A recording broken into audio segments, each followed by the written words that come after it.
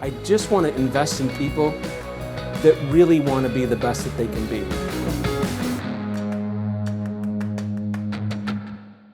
Hello, everyone. This is Todd Scrima and my good friend Dominic Villa, and we get to teach a very fun class called How Anyone Can Build $2 million in Cash Net Worth.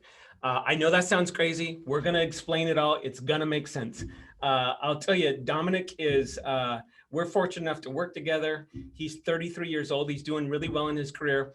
I don't have him on here. I like having guests. I think that Dominic's one of these guys that's doing really good in his career. He's learned the money system, he's using it. And so it's just someone to bounce ideas off of. He'll have good questions. He'll tell some good stories.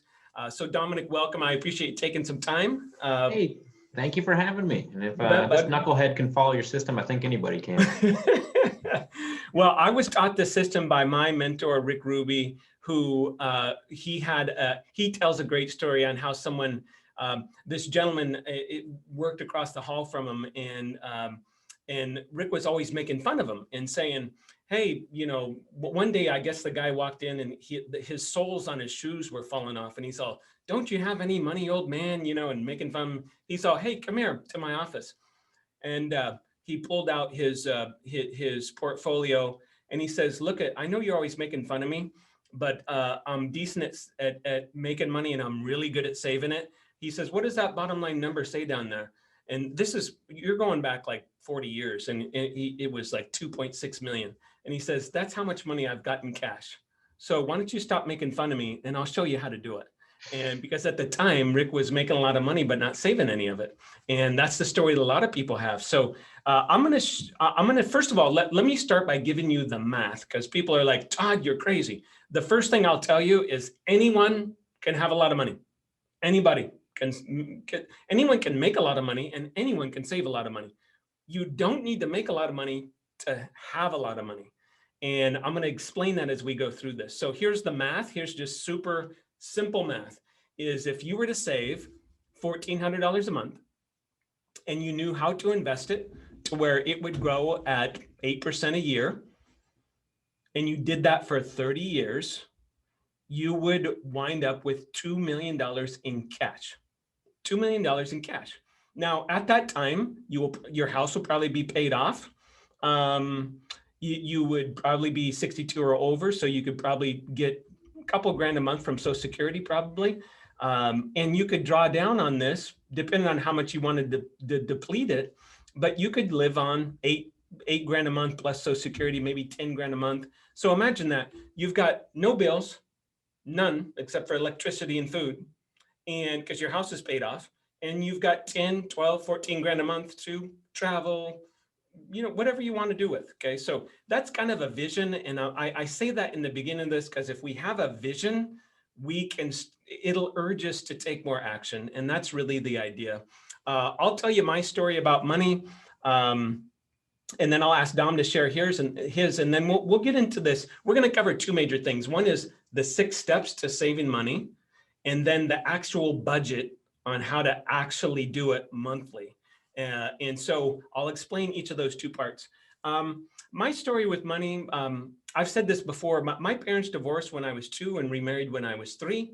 And so I thought I had 4 parents growing up. My stepfather worked for the Forest Service. We lived on a farm with my grandparents. They built 2 homes on a farm, family farm. And we were poor. And I had that reference point. And then, half the time I would live with my father, and he was, my stepmother was a school teacher and my father was an entrepreneur and owned a couple businesses. And I thought he was rich because he had a Cadillac and he built a custom home on a 5-acre piece of land. And my friends would come to my house and be like, whoa, your parents are rich. We ate nice foods. We went on nice vacations. And so as I got older and I started making money, I had it's a whole process that I went through.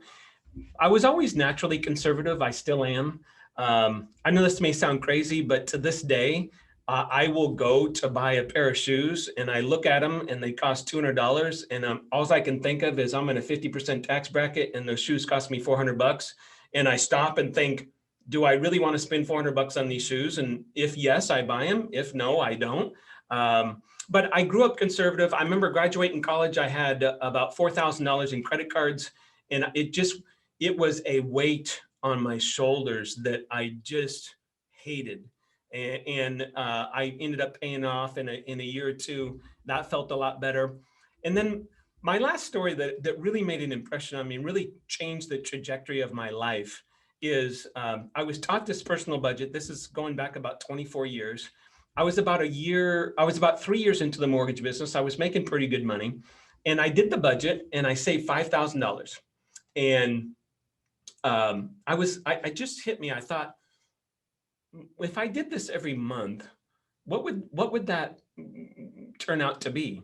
And so I went on and did a calculator online, a financial calculator, and it said at the end,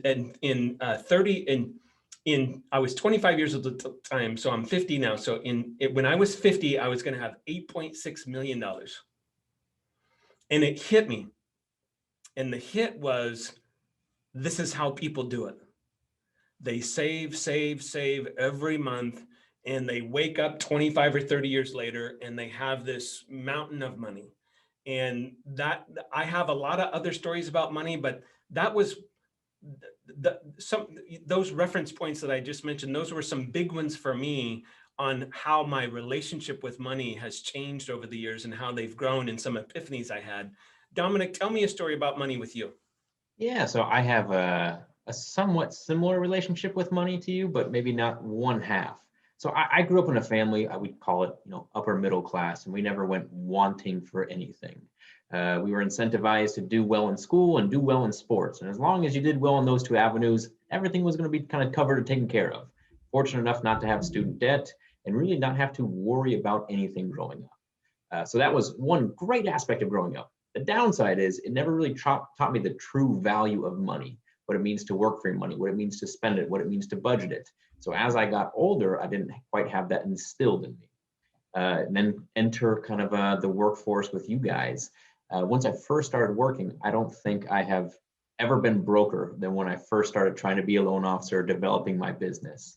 I remember specifically one point in time that was kind of the switch that went off, like this needs to change, is probably my first couple months of being a loan officer. I hadn't done a loan yet.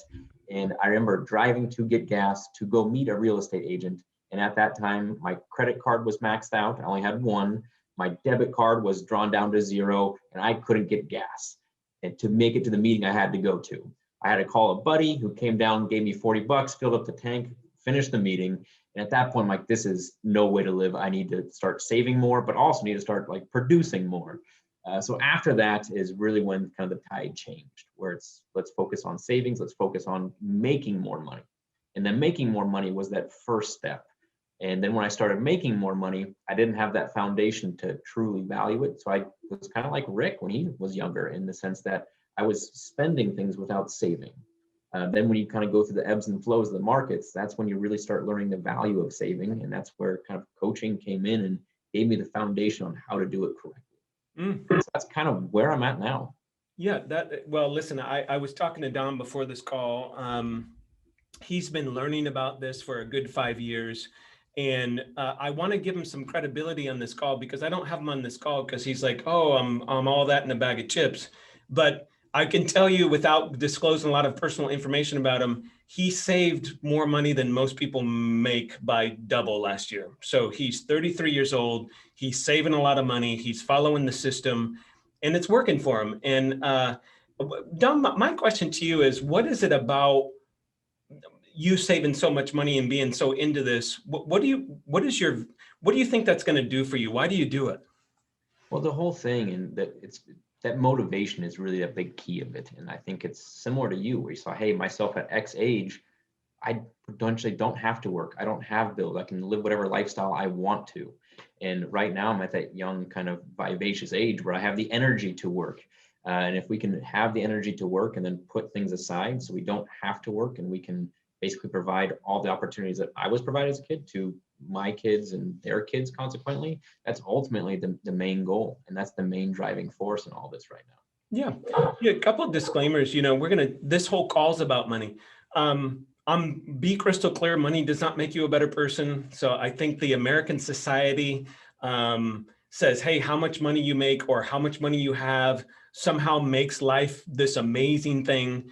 So I just want to give a disclaimer that money is good for many things. Security, Dominic mentioned legacy, long-term legacy, things like that, less stress. Those are things that money is good for. I am not a licensed, nor is Dominic a licensed financial planner. So I'm kind of giving you street smart stuff. For me, I have made more money 31 out of 33 years I've been working. I have saved more money every single year, 32 out of 33 years I've been working. So I was independently wealthy when I was 32 years old. I am 50 now. So I have street credit. I have that kind of credit. Dominic is young, but he's got credit because he is saving a lot of money and investing, learning to invest money and do all those things. So anything that I say, I don't want someone to call me and say, are you a licensed financial planner? If I were giving you specific advice around that, I would need to be licensed, but I don't, because I'm talking general, and I'm really just sharing things that I've learned for myself. Dominic's going to share some things and things that I've learned with coaching people through money. I've coached people on money for over 20 years now. So it's one of my favorite subjects because so many people struggle with it. I'll tell you a quick story. I was with a friend last night, and she's an accountant and she's super conservative. And she says, I'm embarrassed to tell you this, but I've got $80,000 in my savings account. And I said, well, the stock market went up 30% last year. So you lost $30,000 last year. And she looked at me like, I'm just so scared. And I said, okay, I'll help you. Before I forget, I want to give you a couple books that, and I'll just give you two. And I think I got to actually look up one because I always misname it. One is Tony Robbins, the last book that Tony Robbins did on money. He's done two. One was really thick, and then he redid it and made it thinner. So get the thinner one. I forgot what it's called, but if you look up Tony Robbins' money book on Amazon, it'll show up. The other one, and it's a great book. He really is. It's very comprehensive, lots of stories, lots of tactics, a lot of understanding about taxation, how money grows, average rate of return in the stock market, all kinds of stuff like that. And then the other book that I refer to people, and actually like this to start with better, it's The Little Book of Common Sense Investing by John Bogle. Thank you. John Bogle is a gentleman who started Vanguard Funds. And it's short and sweet and very, very factual. So it gives you a deep understanding of the financial markets and makes it, I think, so that people aren't so scared to invest and they can understand, hey, okay, the average stock Fortune 500s went up 9% a year since inception. I'm not going to lose all my money, and get through some of those basic hurdles that people have. One other thing before we get into this, I made a statement, hey, save $1,400 a month and have $2 million in cash. What a lot of people heard when I said that was, Todd, you're crazy. I'm not saving any money, and that's too much money for me to save. I said, if that's your vision can be, hey, I want to have $500,000 when I retire. Let's do the math. Maybe that's $300 a month. Whatever your vision is, set that. If you're not making enough money to save $1,400, then go make more money. That's in your power. You can go do that. There are all kinds of great jobs out there. It has to do with skill development. Dominic makes a lot of money because he learned a skill and he continues to learn. And as he continues to build his skills, he will make more money. I make a lot of money because I'm very skilled. I'm a very good financial person. I'm good at delegation. I'm good at starting companies. I'm good at all these skills that I've learned, and they didn't happen overnight. I've been working since I was 16. So you learn, right? And that's part of this. So if you're not making enough money to meet your financial goals, go find a way to make more money. And I'm sure I will end up doing some podcasts on that. Yeah. And with that, saving is also a learned skill. That is a skill that I had to learn. And so just like it's in your power to go out and make more through your skills, saving more is also a very, very important learned skill. It really is. And that's why we're doing this, guys. Money does not have to be scary. It does not have to be intimidating. It'd be like if you never played golf before, you're going to look like a dork on the driving range during your first lesson. You're not going to be able to hit the ball, and it's going to be embarrassing. Money is like that, but money is, it's one of those things. I would put it in one of 5 skills that someone needs to have in order to live a good, well-balanced life. Relationship skills fall into that bucket. There's other skills, but it's one of the major skills that people spend the least amount of time on. Let me do it for those that are driving. You won't be able to see this, but or if you're listening to this on Apple Podcasts or something like that. But if you're watching YouTube, you can. I'm going to do a share screen a couple times during this presentation. Remember, all of these handouts are always posted on the website, beyourbestseries.com. You can go there, you can download this one page of information, and so you don't have to look at it right now. There's 6 steps to saving money and investing. Number 1 is to track. There are 3 accounts that I have you set up. One is obviously a checking account where you pay all your bills from. The second is a savings account where you put your spending money. And the idea there is that we don't have credit cards, which goes against America. I understand. I'll tell you real quick, I believe that credit cards are the devil. They literally, if there's a devil, it exists. He or she exists in credit cards. They get people into so much trouble. So say I want to spend $500 a month, kind of pocket money. I will pay all my bills. I'll take $500 and put it into a separate account. I've got my little ATM card for it, and I can use that as my credit card. The third is a very important account called a money market account, or sometimes I refer to it as a float account. It is what we do is over the course of time, we save 3 months of what we call your survival number. So in the example that I have here, your survival number is the total of column 2. In this example, I'm using the person's survival number is $5,700 a month. That's what it cost him or her to pay all their minimum bills. And so they would have $17,000 in a money market account. So when the car breaks down and it costs $3,000, we don't have to put it on a credit card and we don't have to stress about it. We've got the money in a separate account. It's for a rainy day fund, and we pull the money out and we'll replace the money over time. That's the idea. So we take all of our checks, we take all of our bills, and we pay them once a month. And then we fill out this form called the personal family budget that I'm going to show you in a minute. So right now we're just going over the first steps, kind of a flyover, if you will. On that topic, Dominic, I'd love for you to chime in. I personally I don't remember struggling to save all my bills and deposit all my checks and do all that once a month and then fill out the form. Was that a struggle for you? A lot of people do struggle with that. Yes, it is a struggle, mainly because it's assigned to you like as a homework assignment. And I've never been one that's actually loved homework or like voluntarily jumped into homework at any point in time. So doing this definitely was an adjustment. And at first, I was doing it just to do it. Hey, let me just put some numbers in here. This is my best guess, and I'll turn it into my coach. And it wasn't until I learned that this is really for me and my financial future that I need to get this right.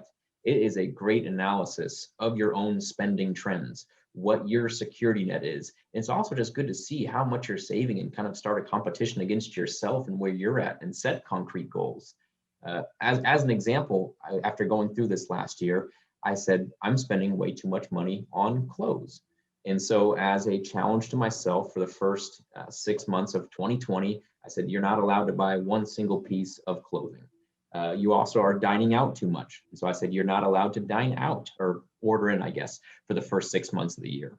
And doing that broke the habit of me spending excessively on clothes. It broke the habit of me like ordering in. And so just even tracking it, not just setting yourself up for the future, making sure you're saving, but understanding your budget and where to make adjustments and how to challenge yourself. This was a great tool once you actually commit to it. Tracking is everything. That's a great story. I was talking to some people yesterday and I said, how many of you get on the scale every day? And me and another person did, and the rest didn't. And I said, if you don't track it,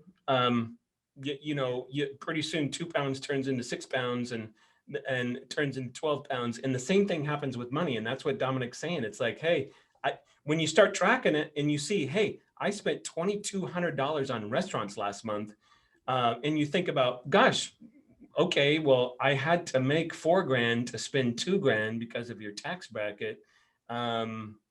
Gosh, if I were to cut that in half and I saved another $1,000 a month, I'm going to have $2 more million in retirement.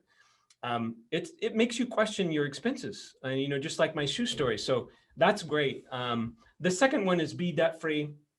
Guys, write this one down. If you're not driving, you can't get rich owing people money. People talk about smart debt and non-smart debt. Credit cards are the worst debt. Average credit card rate 17%. Your average investments may go up 8 or 9 or 10% a year. So you're losing money when you have debt. And people always say, well, how do I pay them off? Because before we start saving, some people say, hey, I want to pay down my debt. It's okay that you've got debt. I'll tell you a quick story without naming his name. I coached one guy one time, and he came into the program and he had over $500,000 in credit card debt. And I can't even imagine that. I was freaked out at $4,000, but $500,000 in credit card debt. I'm happy to tell you that not only did he pay all that off, but he ended up saving several $1,000,000. So yes, he made a lot of money, and everything's relative. But some people, make 50 grand a year that are listening to this, and they have 10 grand in credit card debt, and it feels physically just weighs on you, and it creates a lot of stress. It's okay. Just realize it's not going to happen overnight, but maybe we get a second job. Maybe we find some ways to get some overtime, and over the course of a year or 2 or 3, we pay that off. You always want to pay the best you can. I always tell people, pay the highest interest rate credit cards off first, or get some small wins. Maybe you've got 2 credit cards. One is $1,000 and one's $5,000. Maybe if it makes you feel better to pay off the $1,000 credit card first and then chop it up, and have a little chopping party, do that. There's, one credit card may be 2% more interest, but 2% isn't going to make or break anything in the big picture, especially if you're paying them off. So be debt free. That doesn't mean mortgage necessarily, but eventually when you start getting older, you should pay extra on your mortgage. We're going to talk about that in a minute. The next one's building up your survival account. So this is 3 months of what it costs you to live. So when we go over the budget, in section 2, there's certain things you have to pay or bad things happen. So I got to pay my mortgage or I'm going to get foreclosed on. I got to pay my electricity bill or my electricity is going to get shut off. Those are the bills we have to pay. In the example I'm using, it's $5,700 a month. This person has to bring home $5,700 after taxes, or we can't pay our minimum bills. So we can't even go out to eat. We can't save money. But if we're just bringing home our survival number, there's nothing extra. And one of the things that we want to do is build up 3 months of our survival number. So I'm curious, Dominic, how long did it take you to build up your survival number of 3 months? It took me a while first to figure out what my survival number was. Like I said, putting the actual numbers in here and studying your budget was the first difference maker. So once I actually figured out what my survival number was, once you put your mind to it to get that first 3 months in there, it took me a little while to build it. It's weird. I have another coach, Aaron Denton, right now, and he says as soon as you cross a certain threshold, it gets a lot easier. But it's like these barriers you have to hit. And so it took me probably 6 months at first to get my survival number saved, just coming from nothing to having something. And then after that, it was very, very easy to keep stocking away. There's some sort of mental shift about, hey, I have a cushion, a little safety net now, where you're not constantly in a panic mode to make sure that you have this gap insurance of this secondary account here. But I will say it took probably about 6 months to put everything in place. But once that was put in place, it opened a lot of doors mentally for the next steps. Dominic's totally right. So I've taught this to so many people that there is a shift that goes on, and the shift it comes in many ways. One of them is we go from fearing money to we have a couple months in a row where we actually hit our savings number or we hit our debt amount that we want to pay down, and it becomes a game and we start to get excited. I think the other thing that people don't understand around the personal budget is when you track all this stuff and you track how much money's coming in each month and how much is going out, not only will you save more, you will learn to make more. And I want to say that again, you will not only learn to save more and make it a fun game, but you will learn to earn more.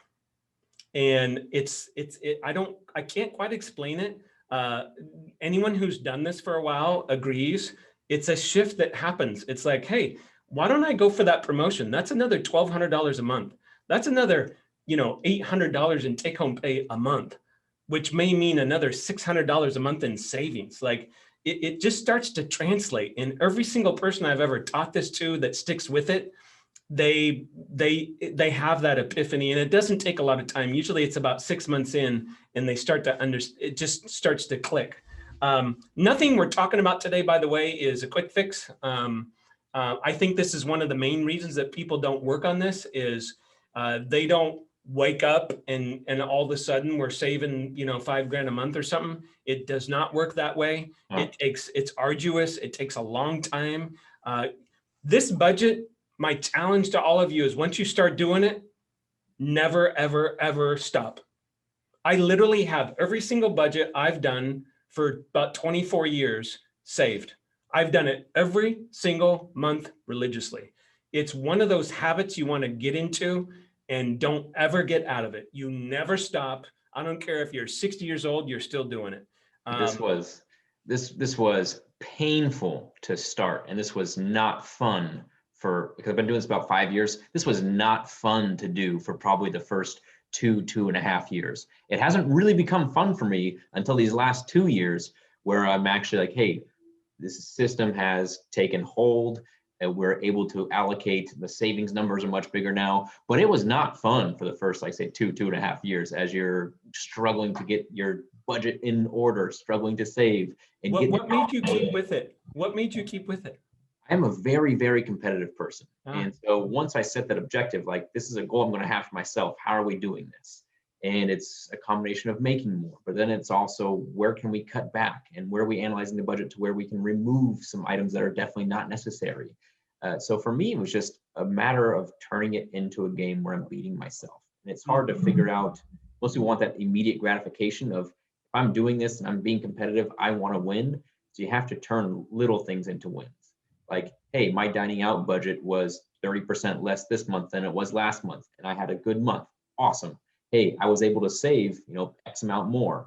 I maxed out my retirement account, 6 months into the year this year, as opposed to at the very end of the year. And so you just turn I turn these little columns into little games, just to make it a little bit more tangible, a little more incremental, and that way get a little bit of that immediate gratification because that long term takes a while to get to. Dominic brings up something that is important, and that's knowing yourself. Dominic is very competitive. So if I want him to do something, I'll say, dude, I'll bet you $10 you can't do X. And he'll it's not about the $10, of course, it's about the competition. For me, one of the things that's worked for me is I'm a long-term thinker. So I told you my story. Hey, $5,000 turns into 8.6 million. That vision, I get addicted to it. I dream about it. I think about it. And I know it's going to take a long time, but I get addicted to that long-term improvement cycle. Everyone's got hot buttons. You got to know yourself, right? Something that I'm adding to this podcast is trying to answer some questions as they sprinkle in. I just had someone ask, well, how do I even get started doing this budget? What you would do is go to the website, beyourbestseries.com, download the budget, look at the example. You'll probably have to listen to this silly podcast for 2 or 3 times before it kind of clicks. And you're like, oh, okay, I actually did it right. It's something you got to work at. It's a process, and we got to be patient with it. Step 5 is prepay your mortgage, step 4 is maximize your retirement. Here's simple math. If most people that listening to this are in about a 30% tax bracket. So, and of course, your 401k is tax deductible. So, in other words, you're not taxed on money you put into a 401k. So, if I put $10,000 into my 401k this year, and my tax bracket's 30%, and I'm not getting taxed on that, if my investments don't go up at all, what's my rate of return? So it's you got $3,000 right there. Yeah, $3,000 or 30%. Now, if I invested 10 grand and it went up 30%, and then I saved 30% in taxes, I made 60% rate of return on 10 grand. So that's how you make money, right? I always tell people your biggest expense of your life period is taxes. Now, we always want to follow the law. I don't cheat on my taxes or nothing, but if there's a loophole, I'm going to take it. Okay. The other thing I would tell you around 401k is you never see it, right? It's taken out of your check and invested. And there's a gentleman wrote a whole book, Automatic Millionaire, I believe is the name, was super popular like 15 years ago. The whole book was about, hey, take your 401k automatically out of, find the number that you want, like your $1,400 number I keep referencing, have $700 a month taken out for your 401k, and have your financial planner automatically take out $700, and you don't just spend whatever's left over. That does work, right? You should still do this budget, but that works too, right? It's a forced savings plan, and you can only spend what you got. And so there's a lot of different ways to get to this. It's just employees. I have employees, and they're like, they'll be, oh, I take 3% out of my 401k. I'm saying, great, let's bump it to 6. Are you gonna really miss that $150 a month? And they're like, nope. I said, then do it. If you miss it, reverse it, but just go for it. Be aggressive, and that's something that you can do with your 401k. Number 5, prepay your mortgage. So if you the prepaying your mortgage, this is not rocket science. If it's $100 a month, this example says, hey, pay an extra payment a year, or if your payment's $1,200 a month on your mortgage, pay an extra $100 a month. It's going to decrease the number of years on your mortgage. But what you need to understand is, let's say you eventually get to the point where your house is paid off.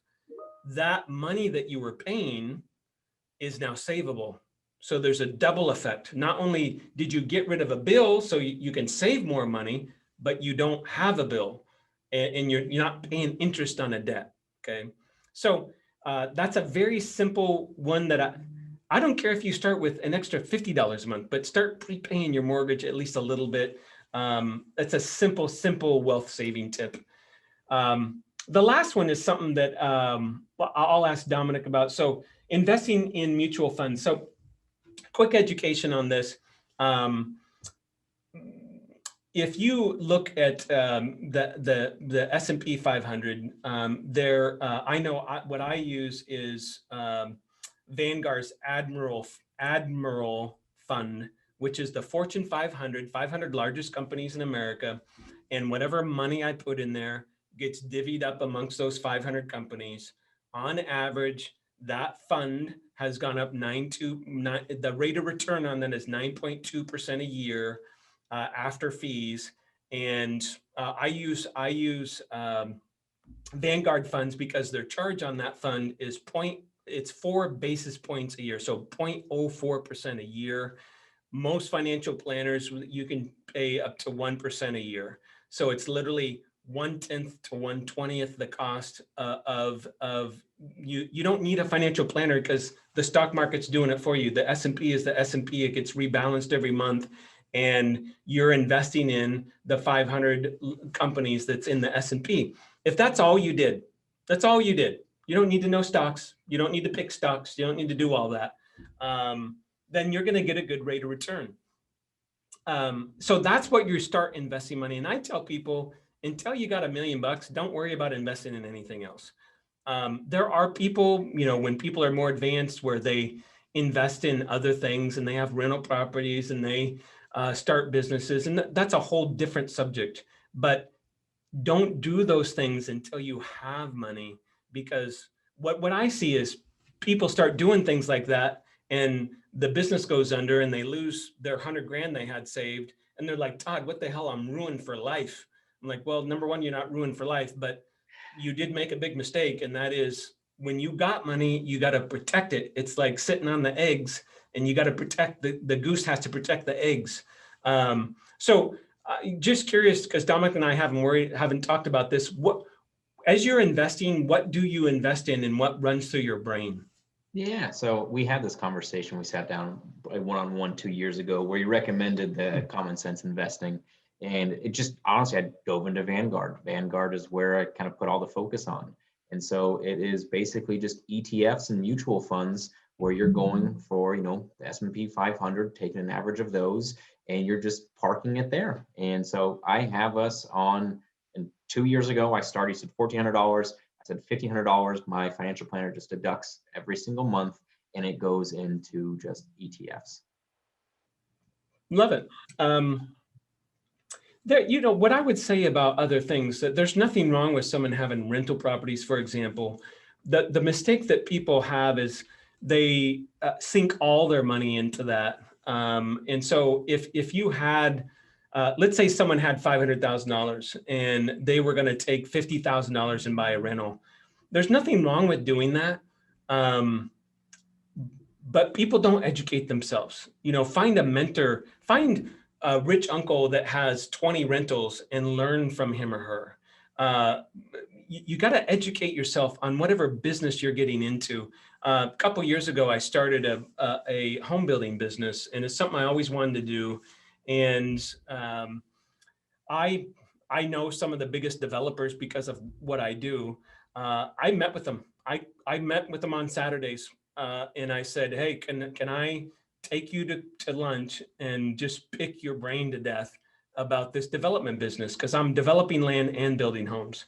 And I read books about it, all kinds of stuff. And so, because of that, that business is doing extremely well, already generating millions and millions of dollars of sales a year and a lot of profit. I don't say that to brag. I say it to let you know I still take my own advice. And I literally had some of the best developers in the country in my corner on speed dial. And I would call them all the time. I still do, and say, "Hey, this land seems to have this easement issue. Is that a concern? What should I be asking the county?" Detailed questions, because I don't want to make a mistake. And I think this is also like, it's about doing due diligence, finding that mentor. But I will say, like, when you're first getting into this, especially from like a millennial like myself, this isn't flashy. It's very simple. It's very basic. And I think what we all want is this instant gratification of like, well, if I invest in stock, I'm seeing these things like Tesla skyrockets, you have GameStop, and you're like, I want to get rich quick. This isn't that. And you don't have to do that to have that long-term wealth building. And so this is a really cool, boring, functional way of getting there that is incredibly, incredibly low risk. And being someone who is very, very risk adverse, this just makes so much sense. It's super simple, and it might not be like that flashy thing, but how oftentimes is like that flashy thing sustainable? Yeah, really good advice, guys. What is the saying? If it's new, then it's probably not good, or something like that. This is push-ups and sit-ups. That's what Dominic's saying. This is, I had a buddy call me yesterday. "Hey, can you hold me accountable to my eating?" And so on a previous podcast, I said, "Hey, I do an eating plan, and I don't struggle with my weight, but that's what I eat. I eat my meal plan for lunch and dinner. I don't eat breakfast. That's what I do. When I go out, I don't worry about it. I don't worry about glass of wine. I don't have any of that stress, because I have a system that keeps me in line." And we're just saying the same thing around money. Let me jump into how the budget works. So in this example, we're looking at January, and in column one lists out, hey, what am I paying? So you have house payment, and he's got the balance of how much he owes on his house here, $509,000. HOA dues, car payments, auto insurance, etc. Column 2 is the minimum amount I need to pay in order to survive. So any bills that I paid in that calendar month of January, so from January 1st until January 31st, goes on my budget. If I pay a bill February 1st, it goes on February's budget. For those of you that are accounting majors, this form is based on cash accounting, okay? So column 2, I'm writing all that down. So if you look at spending money for $2,000, it shows up in column 3. It's not in my survival number. I don't need to spend $2,600 on whatever I spend it on. So if I add up column 2, it cost me $5,700 to live my life. Electricity bills, car payments. Remember, anything in column 2 goes in there if something really bad's going to happen if you don't do it. Now, column 3, I write down every single bill I paid in that calendar month.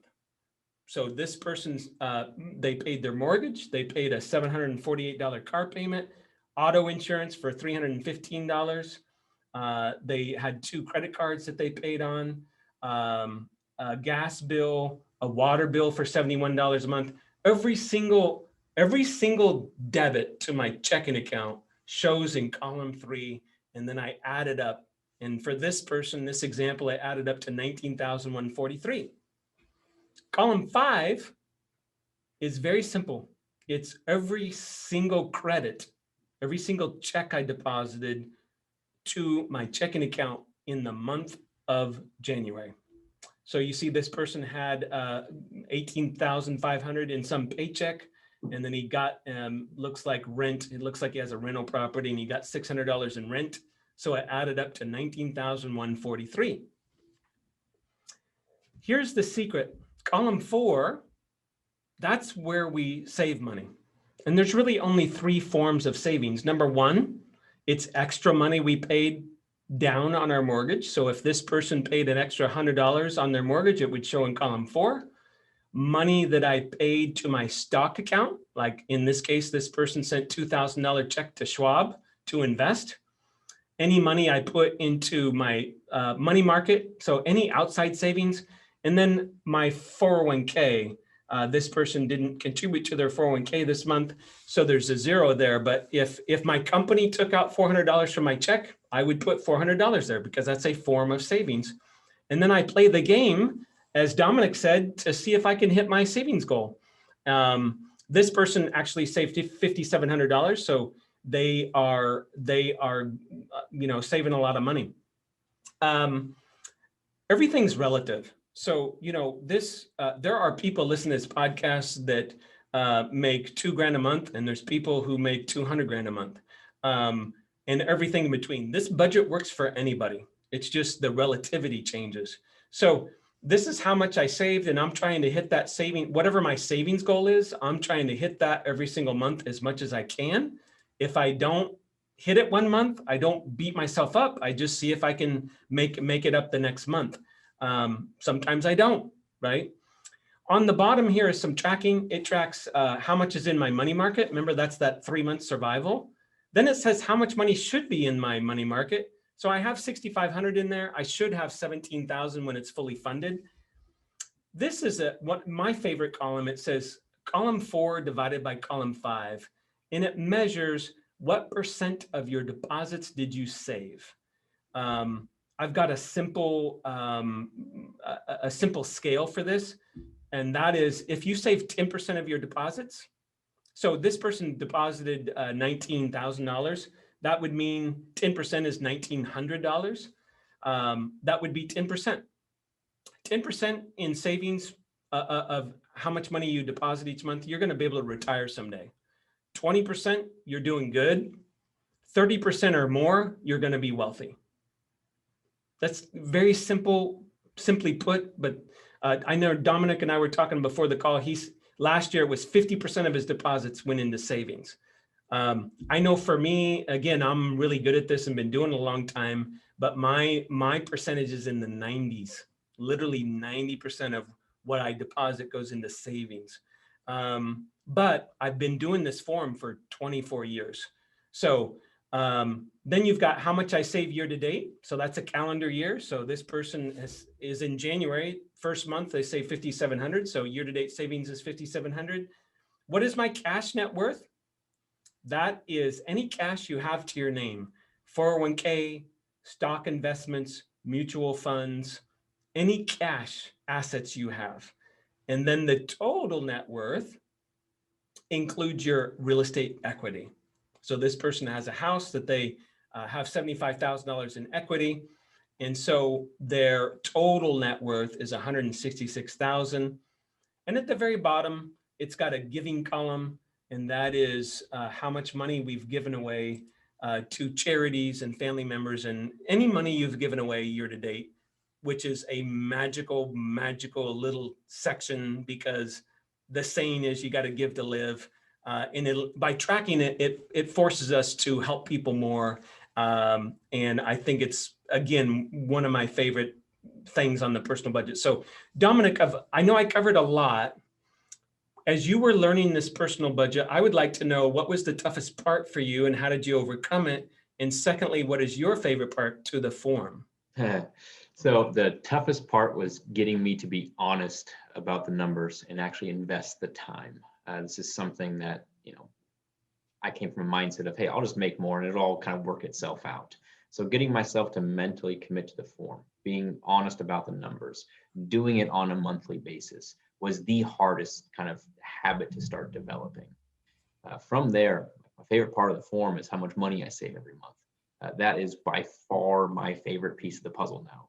It's not even how much I make in that far right column. That far right column, like I always focus, like I'll just make more in this column, but that savings column has become infinitely more important. And it's my favorite part to look at the end of the day. That in conjunction with total net worth. Once you put those two together, those are my favorite two pieces. But getting to really break my bad habits, dive into the form and fully commit to it, that was the biggest challenge.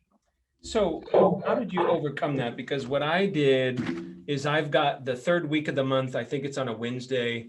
I've literally have time blocked in my calendar, 2 hours, pay bills, deposit checks, do budget. I'm not quite as regimented as that. I'm much better than I was in like high school or school, because I don't wait till an hour before my coaching call to do it anymore. I will actually do it the weekend prior to my coaching call. And that's when I'll go through and do all of my forms.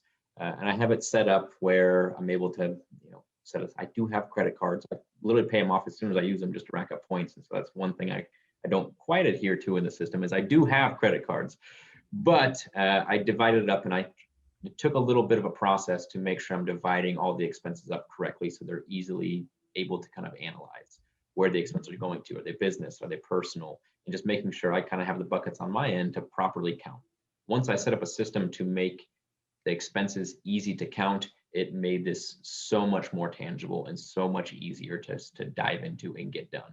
But that was, I think, a necessary step for me to not have to go through each line item on my bank statement and try and sort it out one by one where all the expenses went. A couple of things Dominic made me think of. One is when Dominic saves, say $1,000, how I want Dominic to think is, in general, your money is going to double every 7 years. Depends on your rate of return, but that's about what it does. So when Dominic saves $1,000, he's 33 years old. When he's 61, that's going to be worth 4 times. So it's going to be $4,000. So what I do with my savings column is I look at it and I say, gosh, I saved $10,000. That's going to be worth $40,000 when I'm older. And it's a little trick. It's not a trick, it's true, but it's a vision trick to get you to think correctly about money. Now, going back to my friend I was talking to last night that has $80,000 in a savings account, inflation is going to be 2 or 3% a year. Her savings account's paying her 0.25% a year. So she's actually losing a couple percent a year. And to get people to understand the math and the time value of money, which they say is the 8th wonder of the world, it truly is, because you're going to be saving money. And you may be on this budget for 3 years and be like, okay, I've got my debt paid off and I've got 20 grand in savings. But then you look at it 10 years later and you're like, wait a second, I've got 200 grand, no debt still, and I've got 200 grand in savings. Then you look at it 20 years later and you're like, whoa, I've got $800,000 in savings and still no debt. And my house is almost paid off. And it kind of is, again, it's long-term visioning, just understanding how all that works. Dominic, what do you think is the emotional, let's just talk about this for a second. I don't know if you'll bite on this, but a lot of people have emotional issues about money, a lot of emotional issues. And I tell people, money is an object. It has no emotion, but people have a lot of emotional grief and thoughts about money. What's one that either you've had or you've seen people have? I would say for me, from like a personal perspective, is again, from a competitive standpoint, I feel like the easiest societal measure of how well you're doing is money. And so there's a lot of pressure on how much you're making or how much you're saving. And it can really kind of skew how you're viewing yourself and how you are just spending and saving based on what you're trying to present or portray. Because again, that measure of success in society is often just the perception of money. And so for me, it was more so about like, okay, like you can spend and live a lifestyle or have this or that. But it was kind of breaking that again and replacing it with that longer term kind of version of success, as opposed to, hey, like what shows something right now type of thing. I don't know if that fully makes sense or was completely coherent, but I feel like that's was kind of the major kind of pain point and kind of emotional interpretation of money and having money that I think it took some curbing. Yeah, no, I do agree with that. It's different for every person. Mine's not very common, but my issue around money was several things. One is it could all go away. Will I ever have enough? You know, all of these questions that people ask when I was younger. But what I see people struggle with the most is more of a self-worth issue. And they'll say things like, Todd, I make more money than my parents already. Thus, I'm successful. Or they'll say things like, money's the root of all evil. It says so in the Bible, you know, and they kind of sell themselves on all these ideas, which none are true. I'm like, look, money is an object. It has no emotions. You have emotions about money. And that's kind of the turning point. But a lot of self-worth issues around money, like, who am I to have a lot of money? I'm just some dumb farm boy. Well, who are you not to be? Right? I mean, there's so much proof that knuckleheads can make and save a lot of money. I mean, there's I would say most of the people that I know with a lot of money, they didn't go to Harvard. That a lot of them high school dropouts, college dropouts, but they applied themselves and they found something they were good at, and then they were willing to do the work and they're willing to do this silly budget. Here's a takeaway. I had a question pop in. You know, how do you hold yourself accountable to a budget? That's pretty simple. If Dominic's my buddy, and say he's my best friend, and I say, I text him and say, Dominic, I'm going to give you a copy of my personal budget every single month by the first of the month, or I'm going to pay you $250 via Venmo. If I did that, I will do my budget. Right? If Dominic and I have the type of relationship where he actually collects on the golf course when I owe him $5 and it makes him Venmo me, I would pick a friend like that will really hold me accountable. You can do it with your spouse. You should, you know, just real quick on the marriage issue. There's always one spouse that's better with money than the other, 98% of the time. So the person that's better with the money should handle the money, but you should always have a family meeting and go over the form and celebrate your wins and talk about when you don't hit your savings goal. Hey, how can we do this? And that is, yeah. Speaking from experience, making sure your partner buys in is paramount, because if there is a division of the household and not committing to it, it makes this so much more difficult and stressful to do. 100%. 100%. Let me end with a couple comments and I'll have Dominic give his final thought. I said in the beginning, how much, how to build $2 million in net worth. And I said, save $1,400 a month. For most people listening to this, they're like, Todd, you're crazy. So I said, hey, make more money. It's easy is a hard term. It is possible for anyone to make more money. And so if $1,400 is like crazy, okay, let's make some more money. But maybe your number is $400 a month. Great, let's say $400 a month. Whatever it is, it's about the consistency and making sure you're doing this budget every single month. It's one of the best things you can do in your life, for your life. And it's just not very fun living paycheck to paycheck. And a lot of Americans are doing it. And there's an impression that a lot of people are living paycheck to paycheck that are just people that don't make that much money. It's also very true of doctors, lawyers, people that you think are successful. They're driving a BMW. They literally, and I can say this being a mortgage lender for 28 years, Dominic can say it because he does loans. We see what everyone makes. Most people are flat broke.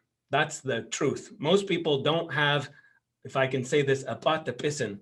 And I'll never forget, I did a surgeon's loan and chief of heart surgery. No joke. Couldn't come up with 5% down to put on a house. And I was shocked. It was like my first year in the business. I just was like, it just made no sense to me. I'm like, what the hell are you talking about? You don't have 5% down. We had to find some special doctor's loan for doctors that don't have any money, but hundreds, thousands of stories like that. So don't be thinking everyone's got this figured out. Dominic, final thought from you. Final thought for me is again, it's not flashy, but it is immensely effective. And once you can get yourself into a habit and learn the skill, it feels great. It feels like a win. These little small incremental wins start feeling huge and they start meriting huge results. So again, not flashy, but it does get exciting once you get into it. Yeah, I have a friend and it's an interesting situation. He's going to nursing school, went through a crazy divorce. Ex was a drug addict. He's got the 2 kids, so he's a single dad, and he's about a quarter way through nursing school. And every time I talk to him, it's like, I'm getting no sleep. I need help with the kids. His most recent problem is he got his rental sold and he doesn't have a place to live. It's hard. And every single time I talk to him, I'm like, bud, you're going to graduate nursing and you're going to be, making literally 1 or 2 years out of school, 70, 80, 90 grand a year. And this next 3 years will all be worth it. And that's kind of what Dominic's saying is success and losing weight and learning how to do skills like this. It's never easy. If it was easy, everyone would do it. But it's never easy. It'll never be easy. And we've got to get that out of our head, but enjoy the process. I enjoy learning new things. There's things every day that I'm challenged with and I'm like, I don't know how to do it. But if I keep asking, keep reading books, watching YouTube videos, talking to smart people, talking to people that have done it, I'll figure it out. And that confidence is something that I want to instill in everyone. When you do these podcasts, you guys know the goal here is to do some real teaching on some things, not just be philosophical. So I weave in some philosophy, but really it's about doing the work. And that's what this is about. Last ask I have of you guys, if you guys, take this, whatever format you're looking at it, and text it to 3 people that need to learn about money. It might be your 18-year-old kid. It might be your 50-year-old dad. It might be your brother. It might be 3 coworkers. There's no one who couldn't listen to this and get a nugget on something that they could execute. And remember, all the forms are on beyourbestseries.com. Dominic, I want to sincerely thank you for taking some time. You are super, super busy. You were super open, and I'm so proud of what you're doing. I can't tell you. It's just when I think of you, it's like, where's this man going to be when he's my age? You're going to literally do whatever you want. I'm a little behind you, but like my plan is to try and catch up. But again, it's with the right guidance, coaching, and mentorship that you have the foundation to build upon. So thank you for having me here, and just thank you for keeping me in line. Hey, you are the man. You're such a good man too. And I just appreciate you so much. Guys, thanks for listening. Make sure you share it. Thanks, guys. I just want to invest in people that really want to be the best that they can be.